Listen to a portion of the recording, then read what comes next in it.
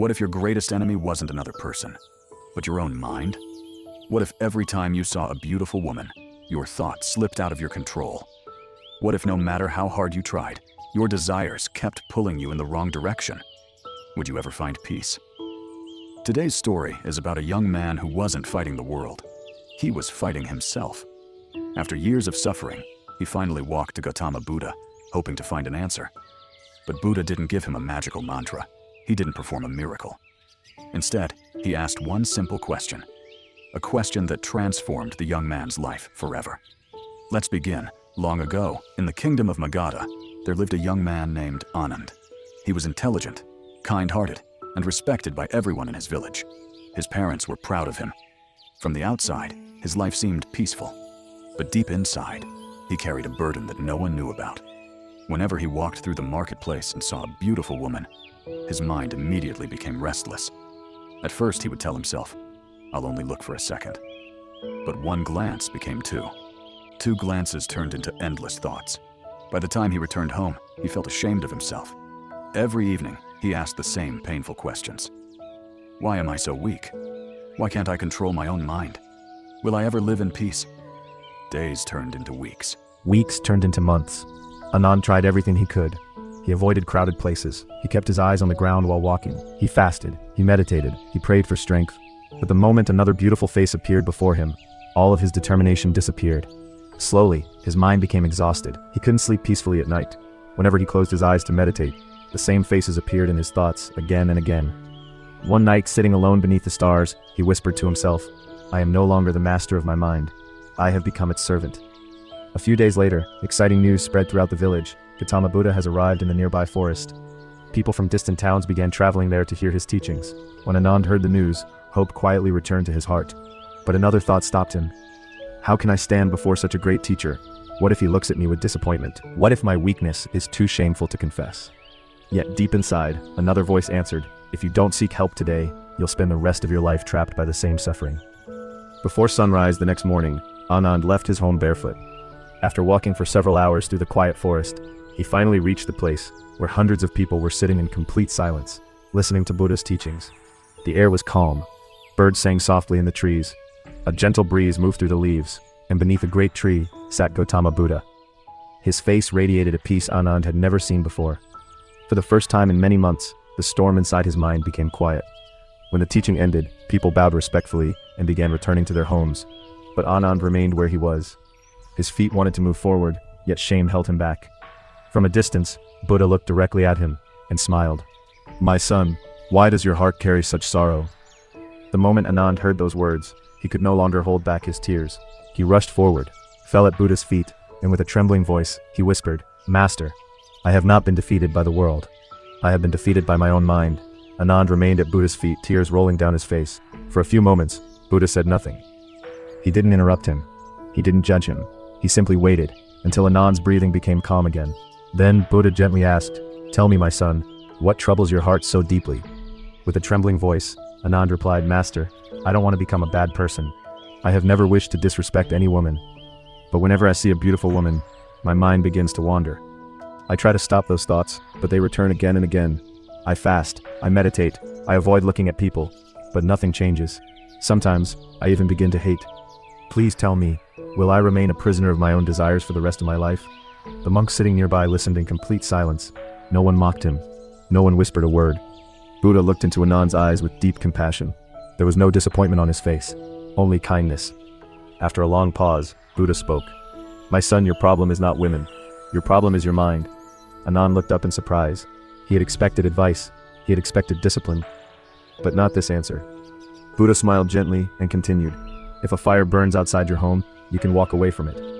But if the fire burns inside your heart, where can you run?" Those words echoed in Anand's mind. For the first time, he realized that perhaps he had been blaming the wrong thing all along. Then Buddha reached beside him and picked up a simple clay bowl. He filled it with clean water until it was almost overflowing. Handing the bowl to Anand, he said, "Take this bowl. Walk through the entire village and return without spilling a single drop of water." Anand accepted the bowl with both hands. He thought, this seems easy enough. He bowed respectfully and began walking toward the village. The same busy marketplace lay ahead. The same narrow streets. The same merchants calling customers. The same crowds. The same beautiful women who had once distracted him every single day. But today, everything was different. His entire attention was fixed on the bowl. Every step was slow and careful. His eyes never wandered. Not to the left, not to the right, only the water mattered. Every movement required complete awareness. After several hours, Anand finally returned to Buddha. Not a single drop had fallen. Buddha smiled and asked, "Did you protect the water?" Anand smiled proudly. "Yes, master. Not even one drop was spilled." Then he asked another question. "As you walked through the marketplace, how many beautiful women did you notice?" Anand paused. He searched his memory. Finally he answered, "Master, I didn't notice anyone." Buddha asked again, "Were there no women in the marketplace today?" Anand replied, "Oh, they were there, but my attention never left the bowl. If I had looked around, I would have spilled the water." A gentle smile appeared on Buddha's face.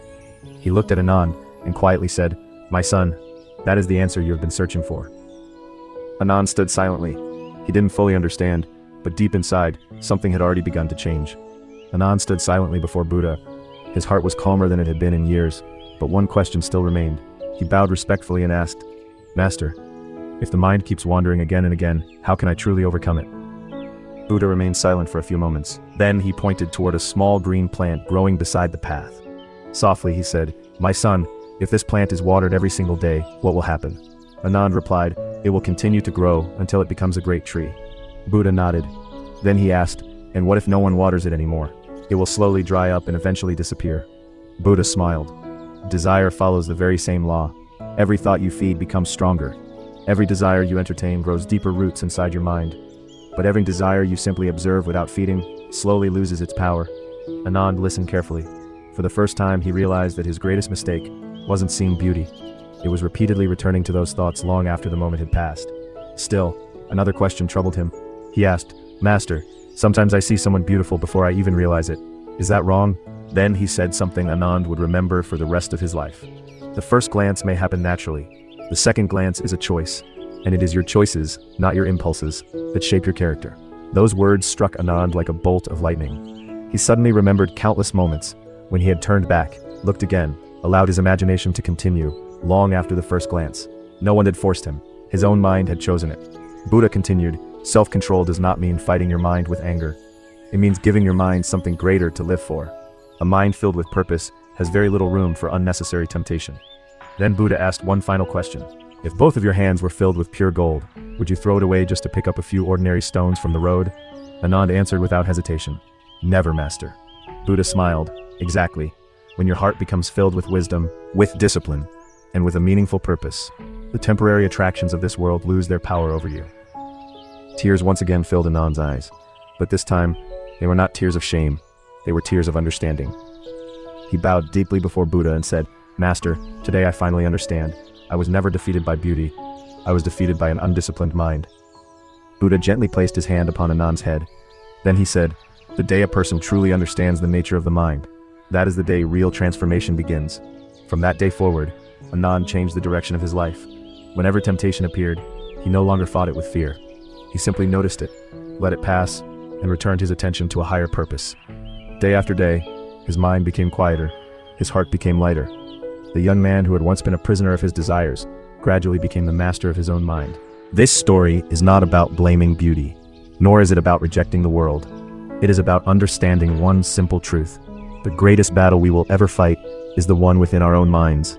Temporary attractions are a part of life, but whether we continue feeding them or choose a higher purpose, that decision belongs to us. Always remember Buddha's timeless wisdom. The one who conquers the mind has already won the greatest victory in life. If this story inspired you, don't forget to like this video, subscribe to Daily Wisdom, and share it with someone who needs this message today.